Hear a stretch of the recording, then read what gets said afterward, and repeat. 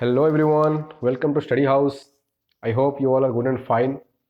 This is the first history video on this channel, and today we will talk about the very significant topic of Indian history and very underrated topic, that is Piker Revolt of 1817. And we'll talk about all the main points regarding this topic, right? The reason, the root cause, the incidents, events, the consequences, everything we'll talk about in this video. And we will also talk about some little history about Orissa. ठीक है, क्या चीज़ थी इसकी, reason कहाँ से शुरू हुई थी, ठीक है, इसकी रूट कॉज क्या था, ठीक है, हम सब पे बात करेंगे. But I am not going to talk about all the histories regarding Orissa, because Orissa की अपने आप में हिस्ट्री की बहुत बड़ी पहचान है, राइट? तो if I talk about history then the video is gonna be very long, so I'm not going to compile all the history topics, but just I will talk to you about all the main topics regarding this topic. ठीक है, उस पर ही बात करूंगा मैं. Then कभी अगर उड़ीसा पे अलग वीडियो बनाना हो तो उड़ीसा की हिस्ट्री पे ही अलग वीडियो बनाऊंगा. बट अभी मैं सिर्फ पाइकर रिवॉल्ट पे ही बात करूंगा कि एक्चुअली क्या था ये रिवॉल्ट एंड कैसे शुरू हुई थी, इसकी जो पूरी दास्तान हम सब पे बात करेंगे. सो ये देखो, this is my Instagram I D. If you want to follow me then you should go for that, right? So stay with me, let's start the video. देखो, अगर हम इसके टॉपिक की बात करेंगे ना, तो ये तो है एक, हम ये समझ सकते हैं कि ये कुछ सोल्जर्स थे, ठीक है, जो कि मतलब पाइकस थे. मतलब पाइका का मीनिंग क्या है मैं बात करूंगा आगे इसके बारे में. पहले मैं इसकी हिस्ट्री में थोड़ा बात कर लेता हूँ, ठीक है, कि क्या थी इसकी हिस्ट्री. देखो, ये अभी की बात नहीं है. ये सब ये जो पूरी रिवॉल्ट है ये स्टार्ट हुआ है अराउंड 18th सेंचुरी की शुरुआत से ही, ठीक है. ये शुरू हो गया था क्योंकि लोग जो थे ब्रिटिशर्स से काफ़ी अपसेट थे, ठीक है. मैं ये बता दूं कि ये जो रिवॉल्ट है ये इतना पावरफुल था कि एक टाइम के लिए ये ब्रिटिशर्स को झिंझोड़ कर रख दिया था, और वो लोग काफ़ी हद तक शॉक हो गए थे इनकी जो फाइटिंग स्किल देख के, ठीक है, और इनकी जो कंसिस्टेंसी देख के वो लोग काफ़ी हद तक शॉक हो गए थे ब्रिटिशर्स. और इनका पूरा कोशिश था कि उड़ीसा से ब्रिटिश पावर को हटा दिया जाए हमेशा के लिए, और उस चीज़ में इन्होंने लग भी गए थे. एंड अनफॉर्चुनेटली वो सक्सेस हो नहीं पाया, वो अलग बात है. तो हुआ ये, तब यहाँ पे राज कर रहे थे. थोड़ा हिस्ट्री में बात कर लेते हैं इसकी, भोई डायनेस्टी, ठीक है, भोई डायनेस्टी. तो जो बच्चे उड़ीसा से हैं जो वीडियो देखते हैं, मैं उनसे क्वेश्चन पूछूंगा, चलो मुझे बताओ कि भोई डायनेस्टी की जो है फाउंडर कौन है, ठीक है. चलो मैं तुम 5 सेकंड टाइम देता हूँ, थोड़ा सोचो क्या होता है. 1 2 3 4 5. देखो, भोई डायनेस्टी जो फाउंडर है वो है गोविंद विद्याधर, ठीक है. कौन है इसके फाउंडर? गोविंद विद्याधर, ठीक है. My handwriting is not so good, so please forgive me, I am extremely sorry for that. तो गोविंद विद्याधर जो है ये फाउंडर है भोई डायनेस्टी की. तो उस वक्त में 18th सेंचुरी की बात करेंगे तो उस वक्त में भोई डायनेस्टी यहाँ पे रूल कर रहा था, ठीक है. तो ये लोग, अब ये है कौन भोई डायनेस्टी वाले? ये लोग जो है ना, ये लोग वंशज हैं किसके ना, सूर्य वंश नाम का, सूर्य वंश गजपति एम्पायर, एक एम्पायर हुआ करता था, ठीक है, 14th सेंचुरी के आसपास में, ठीक है. उसके जो किंग थे वो थे कपिलेंद्र देव, ठीक है, Kapilendra Dev. He was the ruler of Surya Vansh Gajapati empire, Gajapati empire फिर गजपति रूलर्स आप बोल सकते हो उसको. तो उसके फाउंडर थे Kapilendra Dev, and he is considered as the first king of Orissa, ठीक है. देखो, ऐसा नहीं कि सिर्फ ये फर्स्ट किंग थे, इनसे पहले भी किंग थे. मतलब पुराने अगर पूरे हिस्ट्री पर चले जाएं तो खाराबेले आ जाएंगे, ठीक, खाराबेला, ठीक हो. तो वो वहाँ के बहुत पुराने किंग हैं, बहुत पावरफुल किंग हैं, ठीक है. मगर अगर हम इसके रिगार्डिंग अगर बात करेंगे, ठीक है, तो कपिलेंद्र देव जो है ये उस गजपति रूलर्स के फाउंडर है, और वो फर्स्ट किंग है जहाँ से मतलब एडमिनिस्ट्रेशन संभाला गया, सब कुछ हुआ. तो उस हिसाब से अगर हम बात करेंगे तो कपिलेंद्र देव जो ये भी काफ़ी पावरफुल किंग है. और इनके बारे में क्या बताऊँ मैं, अभी तो टाइम नहीं है वो ना बताता. कपिलेंद्र देव और गजपति रूलर्स में और भी बड़े बड़े किंग्स हैं, जैसे कि कपिलेंद्र देव अकेले नहीं है, और इनके बाद भी आते हैं किंग्स, ठीक है, बहुत ही रिनाउंड किंग्स रहे हैं. जैसे कि मतलब पुरुषोत्तम देव हम बात बोल सकते हैं, ठीक है, और प्रताप रुद्र देव, फिर कालुआ देव. ये बहुत बड़े बड़े किंग्स थे गजपति रूलर्स के, ठीक है. मतलब उस एम्पायर के बड़े बड़े रूलर्स हैं ये, सॉरी मैं गलत बोल दिया. तो गजपति एम्पायर के बहुत बड़े बड़े किंग्स हैं ये लोग. तो कपिलेंद्र देव ये है गजपति एम्पायर के किंग, और उनके वंशज उनके बाद जो आए वो आया भोई डायनेस्टी स्टार्ट हुआ था वहीं से, जब ये वीक पड़ गया था ये डायनेस्टी, ठीक है। जब एम्पायर वीक पड़ गया तो वहीं से जन्म लिया था एक और डायनेस्टी, जिसका नाम था भोई डायनेस्टी, जिसके फाउंडर थे गोविंद विद्याधर। तो ये हो गई उसकी हिस्ट्री की बात, ठीक है। तो जब ये इंसिडेंट, जब बात आ गया 18 सेंचुरी का, ठीक है, तो उस वक्त में जो वहाँ पे किंग थे वो थे मुकुंद देव टू, ठीक है, मुकुंद देव टू, ये उस वक्त वहाँ पे किंग थे, ठीक है। अब मुकुंद देव टू ये काफ़ी यंग टाइम से किंग बन गए थे, उनको उतनी एक्सपीरियंस थी नहीं, मतलब ये राज रजवाड़ों की, ठीक है। अब यह भी बोल सकते हो कि ये काफ़ी यंग थे, उनको उतना आइडिया था नहीं, तो इनको जो सपोर्ट कर रहे थे, इनके जो दीवान थे, कि तुम बोल सकते हो कि लीगल एडवाइज़र, ठीक है, तो इनके जो लीगल एडवाइज़र थे वो थे जय राज गुरु, जय राजगुरु। देखो ये उनकी पिक्चर है, ये जय राजगुरु है। इनके अगर पूरा नाम लिखो तो बहुत काफ़ी बड़ा नाम है, ठीक है, जैसे कि जय कृष्ण राजगुरु महापात्रा, ये उनका पूरा नाम है, ठीक है। जय कृष्ण यहाँ पे लग जाएगा, जय कृष्ण राजगुरु महापात्रा, ठीक है। इनकी जो बर्थ टाइम है वो है 17 सेंचुरी के करीब 39 में पैदा हुए थे, यानी इनकी जो डेथ हुई थी वो हुई थी 1806 में, इनकी डेथ हो गई थी, ठीक है। ये है जय कृष्ण राजगुरु महापात्रा। अब ये कैसे यहाँ पे इनका क्या रोल है, हम इसके बारे में थोड़ा बात करते हैं कि जय कृष्ण राजगुरु महापात्रा का क्या रोल था। इनको जो इनका नाम एक्चुअल था कृष्ण राजगुरु, ठीक है, महापात्रा, लोग जय लगाते थे, काफ़ी रेस्पेक्ट से, क्योंकि काफ़ी रेस्पेक्टेड इंसान थे ये उस टाइम, तो जय राजगुरु उनको शॉर्ट में बुलाता था, तो जय राजगुरु। तो इनकी क्या रोल है इस इंसिडेंट को, इनकी रोल इस इंसिडेंट से पर्टिकुलर नहीं है, मगर इनसे जुड़ा है ये इंसिडेंट जो है ना, पाइका रिवॉल्ट है। हम अगर पाइका रिवॉल्ट की बात करेंगे, अगर हम जय राजगुरु की बात नहीं करते तो एक कहने की अधूरा हो जाएगा, ठीक है। आपको बहुत सारे वीडियोस में, बहुत सारे अकाउंट्स में अलग अलग जगह मिल जाएगा, नेट में भी, वो जो इसको इग्नोर कर लेते हैं, जय राजगुरु के इन्वॉल्वमेंट को उसमें इग्नोर कर दिया था, मगर ऐसा नहीं है, इनकी बहुत बड़ी रोल है पाइका रिवॉल्ट में। जय राजगुरु की अपनी एक पहचान है, ठीक है, इस चीज़ को हम बोल नहीं सकते। हुआ क्या था, टाइम था 17 सेंचुरी का, ठीक है। उस वक्त में मुकुंद देव जो थे टू, मुकुंद देव टू थे, वो राज कर रहे थे। तो हुआ ये, जय राजगुरु 17 सेंचुरी के मतलब आखिरी वाली, लास्ट वाली टाइम है ये, तो जय राजगुरु इनके लीगल एडवाइजर रहे हैं। तो उस वक्त में हुआ ये था कि देखो उड़ीसा पहले था क्या, पहले समझ लो।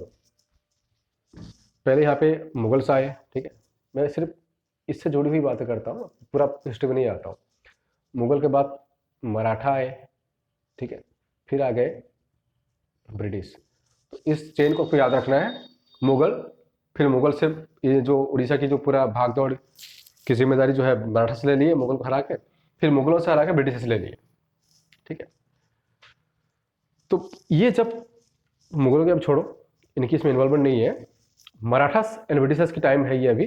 तो मराठा ब्रिटिशर्स के बीच में 18 सेंचुरी के आसपास जो है एक जंग हुआ था, ठीक है, एंग्लो मराठा वार भी होता है, हिस्ट्री में पढ़े होंगे। तो उस वक्त में क्या हुआ था, जब ब्रिटिशर्स जब आए, ठीक है, 1803 के टाइम पे, इन्होंने क्या किए, 1803 से पहले इन्होंने क्या किए, जयराजगुरु और मुकुंद देव थे, उनसे एक बातचीत की ब्रिटिशर्स कि देखो ऐसा है, हमें ना, तुम हमें सपोर्ट करो, हम मराठा से लड़ेंगे, और मराठा से हम जब हराने के बाद में हम तुमको जो है कुछ इनाम देंगे। जैसे कि मतलब वो बात कर रहे थे कि तुम एक काम करो, तो हमको जो कटक का जो फोर्ट है, ठीक है, कटक उस वक्त में कैपिटल हुआ करता था, कटक, जो कि खोर्धा भुवनेश्वर से आसपास 40-30 किलोमीटर के पास में ही है कटक फोर्ट, ठीक है, जिसको बाराबाटी फोर्ट बोला जाता है, ठीक है, कटक फोर्ट। और इसके पास में बहुत फेमस टेम्पल है कटक चंडी टेम्पल। अब आज के मॉडर्न डे में आप उसको देख सकते हो, अगर कटक कहीं विजिट करोगे तो। कटक फोर्ट था जिसको पुराने किंग्स ने बनाया था दुश्मनों से हमला से बचाने के लिए, कटक फोर्ट बनाया गया था। और इसके अलावा वो एक और भी चीज़ बोले, जो पुरी में जो जगन्नाथ टेम्पल है, ठीक है, हम उसकी जो पूरी जिम्मेदारी है, हेड तुम्हें बना देंगे, किसको, मुकुंद देव को, बोल के। ये मतलब एक प्लान किया गया था, ठीक है, हालांकि ऐसा कुछ था नहीं था, इनको मतलब बेवकूफ़ बनाया जाता था। तो ब्रिटिशर्स की ना हमेशा से एक पॉलिसी रही है, वो ना लोगों को इन्फ्लुएंस बहुत अच्छे तरीके से कर लेते हैं। आप वर्ल्ड में किसी जगह, जहाँ भी, किसी भी जगह पर अगर देखोगे ब्रिटिशर्स की, जहाँ पे जहाँ उन्होंने राज किए हैं, उनकी मेन रीज़न ये है कि लोगों को ना बेवकूफ़ बनाए, धोखा दिए हैं, ठीक है। तो यहाँ पे भी इन्होंने बात की किससे, जय राजगुरु से और मुकुंद देव से, कि तुम हमें मराठा से लड़ने में हेल्प करो और हम तुम्हें पूरी जगन्नाथ टेम्पल का जो पूरा जिम्मेदारी है, हेड है, सर्वे सरबा तुम्हें बना देंगे, और हमें कटक फोर्ट का भी जो मतलब पूरा एरिया है उसका भी हम हेड बना देंगे। तुम एक काम करो, हमसे हमारे साथ लड़ो ताकि हम मराठास को हराएंगे। तो पहले बार तो ऐसा हुआ कि मना कर दिए, मुकुंद देव तो उतना बड़ा रोल था नहीं, तो यंग थे। तो जयराज गुरु ने पहले बार मना कर दी कि नहीं भाई ऐसा हो नहीं सकता, हम तुम्हें सब सपोर्ट नहीं करने वाले हैं, ठीक है। कटक फोर्ट हमारा है, पूरी भी हमारा है, हम तुम्हें देंगे नहीं, मतलब हमें उसमें किसी की परमिशन की जरूरत नहीं है, हम तो वैसे ही मतलब उसमें है अभी भी, हम तो उसके देख रेख कर ही रहे हैं, तो तुम्हें हम क्यों इस बारे में हेल्प करें। तो फाइनली एक डील हुआ वहाँ पे, बहुत सारी समझौता होने के बाद में फिर मतलब लास्ट में मान भी गए, ठीक है। जयराज गुरु मतलब चलो ठीक है ओके, उन्होंने मराठा के साथ लड़े।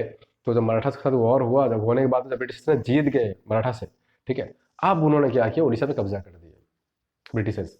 कब्जा करने के बाद में ये कटक फोर्ट का जो भी थोड़ा बहुत जिम्मेदारी इनके पास था वो पूरा ले लिए, वो सब ब्रिटिशर्स ले लिया, सब कुछ ले लिया। तो जयराज गुरु जब बात किए किससे, ब्रिटिशर्स से, कि भाई ऐसा तुम तो हमें एक डील किए थे ऐसा इस बारे में, और कुछ 1 लाख रुपए देने की भी बात हुई थी उस वक्त में, ठीक है। 1 लाख रुपए देने की बात हुई थी, और पूरी जगन्नाथ टेम्पल की पूरी जो जिम्मेदारी है अब तुम उसको छोड़ दोगे, तुम सब कुछ हमें दे दोगे। तो ऐसी बात हुई थी, अब तुम अपने वादों से मुकर रहे हो। तो ब्रिटिशर्स बोले देखो ऐसा है, हमने कोई वादा तुमसे किया ही नहीं है, ठीक है, ना ही हमने से कुछ बात की है, तो तुम जाओ यहाँ से। तो ये जो एक्टिविटी थी, जय राजगुरु काफ़ी हद तक नाराज कर दिया, ठीक है। जय राजगुरु पूरा गुस्सा हो गए, ठीक है, क्योंकि वो काफ़ी वसूल पसंद इंसान थे, काफ़ी खुददार इंसान थे। जय राजगुरु काफ़ी स्ट्रिक्ट थे वो अपने वसूलों पे, अपने पॉलिसीज पे। तो उनको ऐसा लगा, इनको जब ये फील हुआ कि इन लोगों ने हमें धोखा दिए हैं, तो ये इनके खिलाफ 1802 1803 के टाइम से ही सोच रहे थे कि कोई साजिश, मतलब कोई बहुत बड़ा लड़ाई होना चाहिए, क्योंकि ये लोगों ने हमारे कल्चर को डिस्ट्रॉय कर रहे हैं, ठीक है। और पूरी जगन्नाथ टेम्पल के आड़ में ये लोग क्या करें हमसे, इस पे लेके ये लोग पॉलिटिक्स कर रहे हैं। तो ये बात काफ़ी हद तक नाराज कर दिया जय राजगुरु को।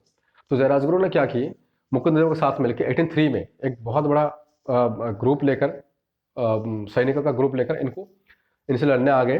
तो हुआ ये, इन लोगों ने मुकुंद देव को उधर पकड़ लिए, पकड़ कर उनको अरेस्ट कर लिया गया, ठीक है। उनको लेकर चले गए पूरी, ठीक है। किसको, मुकुंद देव को ला दी पूरी, और उनको वहाँ पे हाउस अरेस्ट कर ली कि देखो ऐसा है भाई, तुमसे हमारा कोई दुश्मनी है नहीं, ठीक है। डीलिंग के वक्त में हम बातचीत जो हम किए थे वो किए थे हम किससे, जय राजगुरु से। तो तुम इसमें बीच में मत पड़ो, ठीक है। हमें जो करना है उनके साथ लड़ेंगे और वो हमारे साथ लड़ेंगे, तुम्हारा कोई रोल नहीं है, तुम अपने सैनिक ले लो और तुम यहाँ से निकल जाओ। तो मुकुंद देव ने भी, क्योंकि उनको उतना एक्सपीरियंस था नहीं चीज़ों का, तो लड़ाई वड़ाई उनको ज़्यादा मतलब शायद उतने एक्सपीरियंस था नहीं, तो वो क्या किया, अपने सैनिकों को लेकर वापस चले गए। और उनको जाने के बाद में उनको दस उन्होंने अरेस्ट कर लिया, अरेस्ट करके उनको पूरी शहर में उनको एक हाउस अरेस्ट कर लिया गया, उनको पूरा वहाँ रख दिया गया, किसको, मुकुंद देव को। इधर जयराजगुरु को इन्होंने जब लड़ाई की, तो जयराजगुरु पीछे हटे नहीं, उनको बहुत सारा समझाने की कोशिश की, ठीक है। मगर जयराजगुरु थे वसूल पसंद इंसान, खुददार इंसान, काफ़ी स्ट्रिक्ट थे वो अपने वसूल पे, यानी काफ़ी सच्चे इंसान थे वो। तो उन्होंने बोला कि नहीं, तुमने गलत किया है, तुमने जगन्नाथ टेम्पल का आड़ में पॉलिटिक्स किए हो, हमें हमें धोखा दिए हो, और हमारी जो कल्चर तुम उसको खराब कर रहे हो, और तुमसे तो जंग बनता ही बनता है, किसी भी सूरत में हम तुम्हें माफ़ नहीं करेंगे। तो ब्रिटिशर्स ने जब देखा कि जयराजगुरु जो है बाज नहीं आ रहे हैं, क्योंकि वो उनको लग गया कि जयराजगुरु अगर हम कुछ नहीं किए तो जयराजगुरु बहुत कम वक्त में यहाँ से जो है लोकल सपोर्ट लेकर हमारे साथ में लड़ाई करना स्टार्ट कर लेंगे लड़ाई। तो उन्होंने क्या किया, जयराजगुरु को काफ़ी सीवियर पनिशमेंट दे दिए थे, ठीक है। हिस्ट्री के हिसाब से ये हिस्ट्री के पन्नों पर दिया आता है कि उनको एक पेड़ पे बांध के मार दिया गया था जयराजगुरु को। उनको मतलब यहाँ नहीं बल्कि उनको इन सब से दूर ले गए रातों रात, उनको लोग चले गए वो लोग जो आज का जो वेस्ट बंगाल का एरिया है, ठीक है, मेदिनीपुर आई थिंक, अब उस जगह इतना याद नहीं है सही से। तो वहाँ उनको लेके मार दिया गया था राजगुरु को, जो कि तब मतलब इसलिए कि तब जो रीजन था सब मिल का था, तो बंगाल साइड में लेकर उनको मार दिया गया था, ठीक है, जय राजगुरु को। और इनको यहाँ पे हाउस अरेस्ट कर लिया गया, इनको बोला गया तुम पूरा मुंह बंद रखो और तुम्हारे साथ वही सलूक होगा जो हमने जय राजगुरु के साथ में किए हैं। तो ये कुछ नहीं बोले, तो साइलेंट रह गए, तो इधर जय राजगुरु को मार दिया गया। तो ये जो पूरा इंसिडेंट था, ये लोकल लोगों को काफ़ी हद तक इतना अपसेट कर दिया कि, क्योंकि देखो पूरे टेम्पल, जगन्नाथ टेम्पल को ये लोग ना अपना शक्ति का एक रिप्रेजेंट मान रहे थे, आज भी लोग मान रहे हैं, ठीक है। उड़ीसा में अगर आप जाओगे तो पूरी टेम्पल की एक अलग इन्फ्लुएंस है लोगों में, ठीक है। तो इसको वो लोग अपना ताकत का जरिया मान रहे थे इस टेम्पल को, और इस टेम्पल से जुड़ी हुई जो बातों को, इसकी हिस्ट्री को, ठीक है। तो वो काफ़ी हद तक अपसेट हो गए, क्योंकि पूरी टेम्पल पे ये लोग कब्जा कर लिए। दूसरी बात यह है कि वो लोग हमारे जो लीडर थे जयराज गुरु, उनको मार दिया गया, और मुकुंद देव टू उनको भी हाउस अरेस्ट कर लिया गया है। तो ये चीज़ें जो है ये लोगों को दिलो दिमाग में छाई हुई थी, और लोग इनसे काफ़ी हद तक अपसेट थे, ठीक है। मगर कुछ कर नहीं पाते थे, क्योंकि था कुछ लीडर कोई नहीं है, क्या कुछ भी नहीं है, पावर नहीं है, तो क्या करेंगे। तो बस वो लोग सह रहे थे, मगर अंदर से काफ़ी हद तक गुस्सा था। तो ये तो हो गई इसकी हिस्ट्री। तो अब हुआ ये, अब मैं तुम्हें इसकी स्टार्टिंग में चलता हूँ 1803 के बाद क्या हुआ। देखो पाइकस पहले कौन थे, पाइकस होते हैं मतलब ये लोग होते हैं फाइटर, ठीक है, या फिर इनको वॉरियर बोल दो चलेगा। ये लोग थे वॉरियर, ये लोग कोई छोटे मोटे वॉरियर नहीं थे, ये लोग थे रॉयल वॉरियर्स, ठीक है। इनका काम ऐसा था कि ये लोग राजा के लिए काम कर रहे थे। बहुत पुराने समय से बताया ना कि मतलब गजपति एम्पायर एक अपने आप में एक डायनेस्टी हुआ करता था, गजपति एम्पायर, ठीक है। उसके बहुत सारे रूलर्स में से नाम बताया कि मतलब जैसे कपिलेंद्र देव, ठीक है, प्रताप चंद्र देव, ठीक है, पुरुषोत्तम देव, ये उनके ज़माने से ये लोग हैं। कौन? ये पाइकस, ठीक है। और इसलिए कि ये लोग राजा के साथ में लड़ रहे थे, ठीक है, राजा को सपोर्ट कर रहे थे, उनके साथ में लड़ रहे थे, तो राजा ने भी इनको क्या किया था ना, कुछ ज़मीनें दिया गया था, ठीक है। काफ़ी ज़मीनें घर दिया गया था इनको, ये लोग टैक्स फ्री था, कुछ टैक्स देना नहीं पड़ता था राजाओं को, और वो लोग फ्री में रह रहे थे उनके साथ में। और जब वॉर वगैरह नहीं हो रही थी तो वो लोग क्या करते थे, दो काम कर रहे थे, एक कर रहे थे फार्मिंग प्लस पोलिसिंग एक्टिविटी, ठीक है।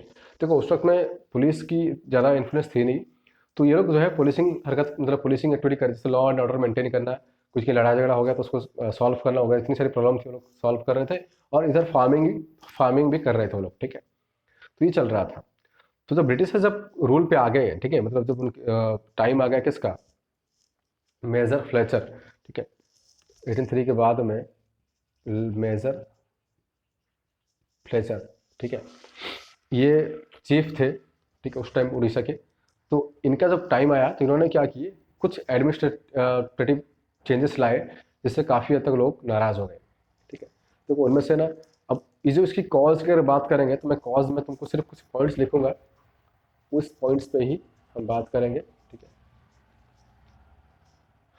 कॉज की अगर बात करेंगे, एक होता है British policies of exploitation. The first point is British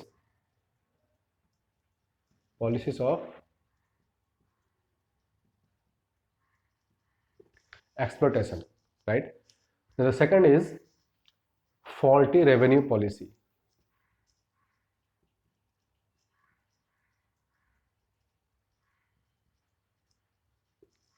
right? And the third one is British salt policy,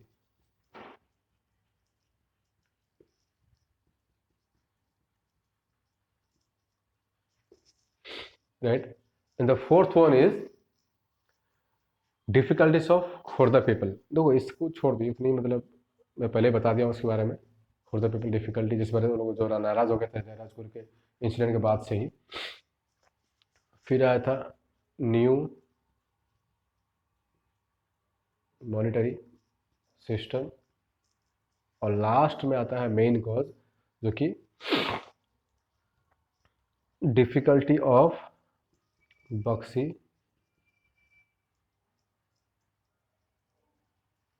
Jagbandhu, ठीक है। ये वो 5 कॉज हैं, ठीक है। तो ये है Buxi Jagabandhu, and he became the hero of the whole revolt and how he came to existence, हम सब पढ़ेंगे, ठीक है। तो ब्रिटिश पॉलिसीज ऑफ एक्सप्लोइटेशन क्या होता है ना, यहाँ पे जैसे मैं बताया ना कि मेजर फ्लेचर जब आए थे, कानूनी व्यवस्था वो संभाल रहे थे, उन्होंने कुछ ऐसी नई नई पॉलिसीज यूटिलाइज किए उड़ीसा पे, जो कि कॉमन लोगों को ना समझ में नहीं आया, ठीक है, एक्चुअली हो क्या रहा है। क्योंकि इनकी भाषा थी बंगाली, या तो सॉरी उड़िया या तो बंगाली, कुछ लोग बंगाली बोल रहे थे, और मोस्टली लोग जो है उड़ीसा के उड़िया बोल रहे थे, उड़िया समझ रहे थे। तो इन्होंने जब पॉलिसीज लाए थे काफ़ी कम्प्लेक्स था, तो लोगों को समझ में नहीं आया एक्चुअली हो क्या रहा है, रेवेन्यू सिस्टम कैसा क्या चल रहा है, लोगों को समझ में आया बिल्कुल नहीं, ठीक है। और इन्होंने क्या किए, रोज रोज एक नई नई लॉ ला देते, उसको इंप्लीमेंट कर देते, जो कि लोकल लोगों को समझ में नहीं आता, ठीक है। फॉल्टी रेवेन्यू पॉलिसी क्या होता है ना, ये जो रेवेन्यू पॉलिसी था ये लोग पूरा कंप्लीटली चेंज हो गया। पहले जो रेवेन्यू पॉलिसी था उससे काफ़ी हट गया। ऐसा था कि ये लोग ना एक सनसेट लॉ ला देते, मतलब सनसेट लॉ क्या होता है ना, इसको सनसेट लॉ बोल सकते हो, ठीक है। मतलब शाम ढलते ही, सन सेट होने से पहले तुम्हें सारा रेवेन्यू पे करना पड़ेगा, किसको, ब्रिटिशर्स को, ठीक है। तो इसमें ये हुआ कि जो पाइकर्स थे, जो मतलब वॉरियर्स थे, जो मतलब आर्म फाइटर्स थे, ये लोग समझ नहीं पाए एक्चुअली हो क्या रहा है। तो ये लोग क्या किए, इनको तो कभी आदत है ही नहीं मतलब टैक्स पे करने की, तो ये तो कर नहीं रहे थे। फिर भी, और दूसरी बात ये था कि इनको समझ में नहीं आ रहा था कि टैक्स क्या पे करना है, कैसे पे करना है। तो जो नहीं पे कर रहे थे उन लोगों की ज़मीनें लोग छीन लेते थे पाइकस की। और पाइकस के अलावा जो लोकल जमींदार थे, ठीक है, उनके भी ज़मीनों को छीन लिया गया, ठीक है।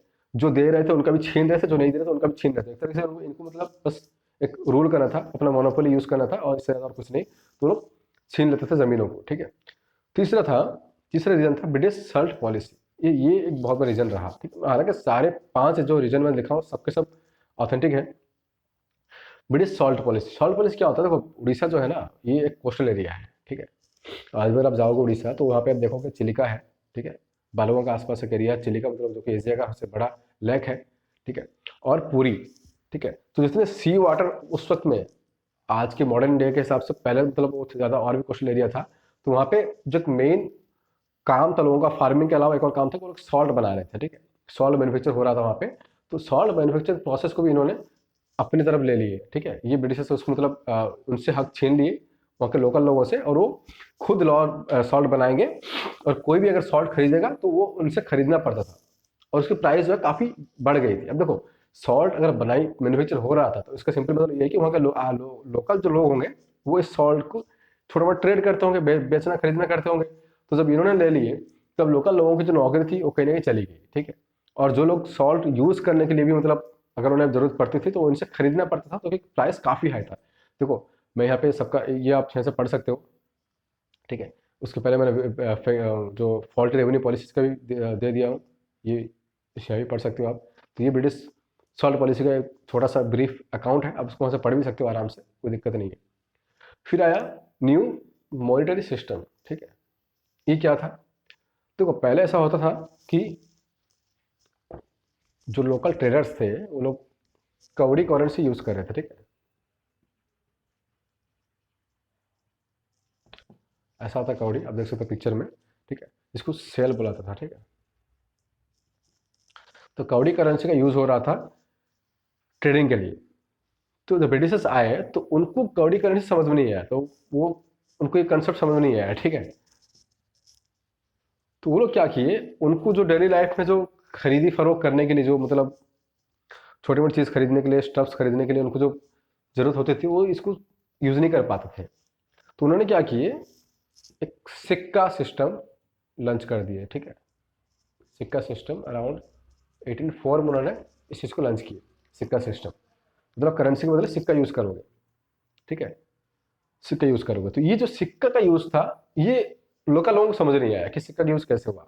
तो लोकल जो जमींदार थे, जो साहूकार थे, अब वो लोग टैक्स कैसे पे करेंगे? उनको तो मतलब है कुछ नहीं, मतलब समझ नहीं आता कि कैसे पे करना है। तो उनके लिए काफ़ी टेंशन हो गई कि कन्वर्ट करना कौड़ी का प्राइस को फिर सिक्का में कन्वर्ट करना, कितना अमाउंट होता है, क्या होता है।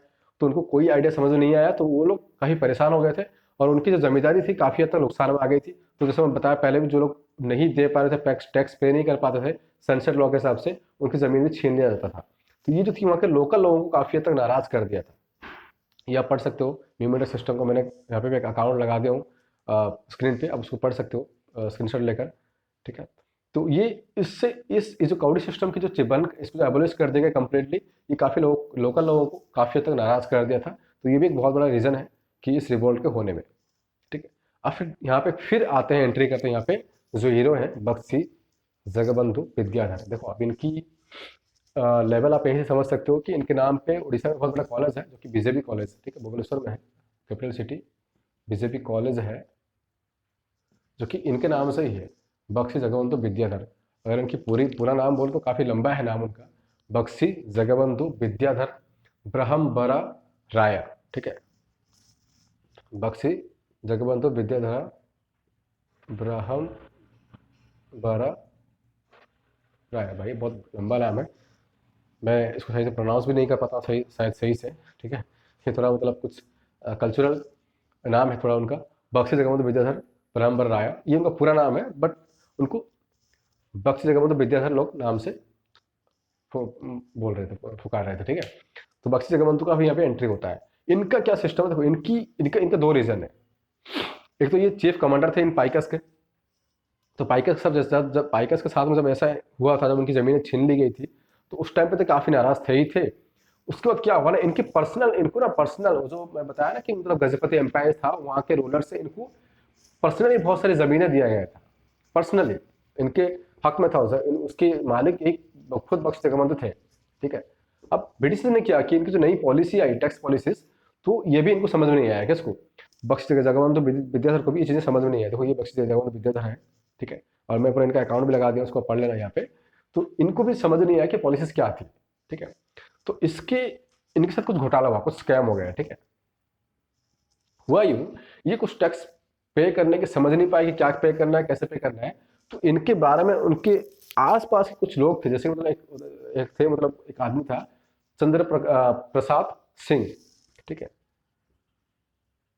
चंद्र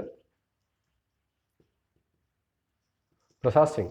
इसने उनको ना कुछ मतलब मिस इन्फॉर्मेशन दिया ब्रिटिश के बारे में और टैक्स पॉलिसी के बारे में, इनको थोड़ा मतलब इसने बेवकूफ बनाया। बेवकूफ बना के इनकी जो अकाउंट थे, टैक्स अकाउंट थे पे करने का, ठीक है, उसके साथ कुछ छेड़छाड़ किया, ठीक है।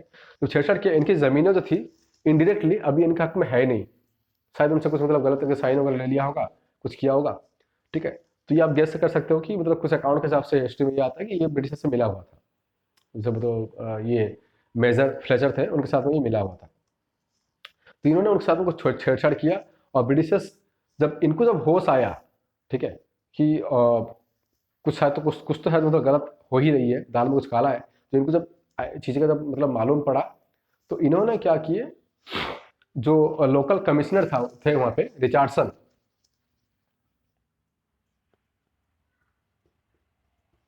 इनसे बातचीत की, ठीक है। जब बातचीत किए तो इधर जब इनको मालूम पड़ गया ब्रिटिशर्स को कि रिचार्डसन से कुछ बातचीत कर रहे हैं, इन्होंने क्या की, तब तक बहुत देर हो चुकी थी, तब तक इनकी ज़मीनें थी अब इनके पास रहने के लायक नहीं थी, ठीक है, क्योंकि इनकी ज़मीनें अब उनके हक में चला गया था, ठीक है। मैं बताया उनके अकाउंट्स में छेड़छाड़ कर दिया गया था, जिससे क्या हुआ, उनकी ज़मीनें पूरी उनके पास चली गई। तो ये पूरा अकाउंट आप उसको पूरा पढ़ सकते हो आराम से, ठीक है। मैं सब कुछ कवर नहीं कर रहा हूँ क्योंकि मैं बस ब्रीफली आपको बता रहा हूँ अकाउंट, बस रीजन बता देता हूँ आपको, पूरा अगर बताऊँगा काफ़ी लंबा हो जाएगा वीडियो, ठीक है। तो आप वहाँ पे आराम से पढ़ सकते हो। तो रिचार्डसन से जब इन तक आने से पहले ही मतलब उनकी ज़मीन उनके हाथ से चली गई थी, तो विद्याधर को इस चीज़ से काफ़ी गुस्सा आ गया कि ब्रिटिशर्स के इस चीफ हरकतों पर उनको काफ़ी बुरा लगा, राइट। तो ही बिकेम वेरी एनरेज, काफ़ी गुस्सा हो गए वो, और उन्होंने ब्रिटिशर्स से मतलब अब गुस्सा हो, अब इंसान किसी थोड़ा सोचो, मतलब किसी इंसान इतने साल से एक चीज़ को मतलब फील कर सब कुछ कर रहा है और उसका अचानक से सब कुछ छीन लिया जाए तो काफ़ी बुरा तो लगेगा ही लगेगा, ठीक है। तो अब क्या हुआ, 1817 के आसपास क्या हुआ ना, एक एरिया है घुमसर, ठीक है। तो देखो हर तरफ से तो मतलब पूरा हाहाकार छाई हुई है, सब लोग नाराज है ही है ब्रिटिशर्स से। तो 1817 के आसपास क्या हुआ ना, घुमसर एक एरिया है जहाँ, जिस एरिया से मतलब जो नमक बनाने का प्रोसेस बंद कर दिया गया था, वहाँ से ये एरिया जी उदयगिरी एक सिटी है उड़ीसा का, आप देख सकते हो, देखो ये सिटी है, मैं मैप में दिखा दिया हूँ, ठीक है। डिस्ट्रिक्ट है, ये डिस्ट्रिक्ट है, इसका सिटी है। तो यहाँ का एरिया घुमसर, यहाँ से और इसके आसपास के एरिया से क्या हुआ ना, अराउंड 4000 से भी ज़्यादा पाइकर्स, मतलब जो आर्म फाइटर्स, इन लोगों ने आए कहाँ को, खोर्दा की तरफ, ठीक है, बढ़े। क्यों, क्योंकि ब्रिटिशर्स के रोल को उड़ीसा से कंप्लीटली नामो निशान मिटाना है, ठीक है। तो वो इधर आए और आके एक वॉर स्टार्ट करेंगे ब्रिटिशर्स के खिलाफ में। और वो जब आए घूमू से, जब वो लोग when the march to Khordha, right, तो उन्होंने एक पूरा खोर्दा को फ्री करेंगे, उड़ीसा को फ्री करेंगे, इस सोच में आए थे कि ब्रिटिशर्स को हमेशा के लिए यहाँ से निकाल दिया जाएगा, ठीक है।